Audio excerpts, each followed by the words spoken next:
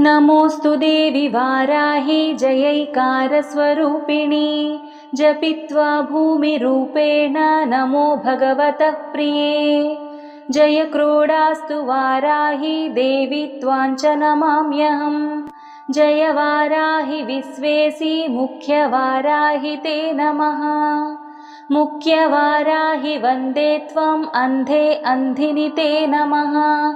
सर्वदुष्टप्रदुष्टानां वाक्स्तम्भनकरी नमः।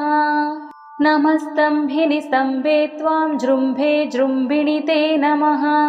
रुन्धे रुन्धिनि वन्दे त्वां नमो देवी तु मोहिनी।